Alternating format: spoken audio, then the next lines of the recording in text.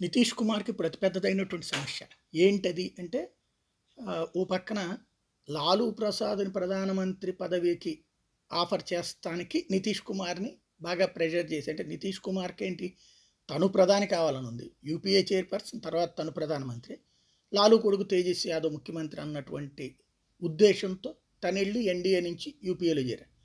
ఇప్పుడు scene cut చేస్తే యూపీఏలోకి కాస్త ఐఎన్డీఏ అయింది. అయిన దగ్గర నుంచి నితీష్ పని అయిపోయింది అక్కడ. ఇప్పుడు తేజస్వి యాదవే మొత్తం యాక్టివిటీ చూస్తున్నాడు. పేరుకి నితీష్ ముఖ్యమంత్రి, కదంతా తేజస్వి యాదవే చూసుకుంటున్నాడు. ఈయన పార్టీని ఓ పక్కన తొక్కి నారదేస్తున్నాడు. రెండో పక్కన వచ్చేటప్పటికి నితీష్ పని అయిపోయింది, అంటే వయసు అయిపోయింది, నెక్స్ట్ వారసుడు లేడు. దీంతో ప్రాంతీయ పార్టీలో వారసుడు లేడు అన్నప్పుడు పార్టీ దెబ్బతినేస్తుంది. అవతల వారసుడు ఉన్నాడు, కుర్రోడు ఉన్నాడు. ఇది ఒక సమస్య కూర్చుంది. లాలూ ప్రసాద్ని అడ్డం పెట్టుకుని బతికేద్దాం అనుకుంటే ఇప్పుడు ఆ లాలూ ప్రసాద్ అది ఒకప్పుడు తన్ని దూరం చేసి 20 ఏళ్ళ నుంచి ముఖ్యమంత్రిగా తీసుకుంటున్నాడు, ఇక తన బిడ్డకే అన్నటువంటి రూట్లో తనున్నాడు.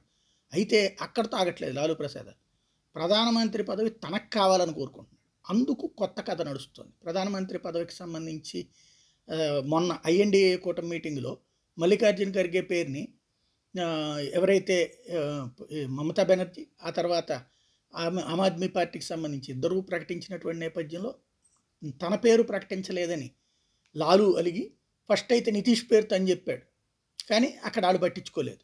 ఈలోపు అసలు మొత్తం తర్వాత చూసుకుందాం. అసలు లాలూ ప్రసాద్ ఉద్దేశం ఏంటి, తనని నితీష్ సిఫార్సు చేయాలి అంటే కొడుక్కి ముఖ్యమంత్రి, తండ్రికి ప్రధానమంత్రి అనౌన్స్ చేసేసి నితీష్ కుమార్ రాజకీయ సన్యాసం చేయాలి. ఇప్పుడు దాని తర్వాత వాళ్ళిద్దరి మధ్యన డిస్ప్యూట్స్ నడిచినటువంటి నేపథ్యంలో ఎన్డీఏకి రావడానికి ప్రయత్నిస్తుంటే ద్వారాలు మూసేశానని చెప్తున్నారు మరొక వైపున అమిత్ షా.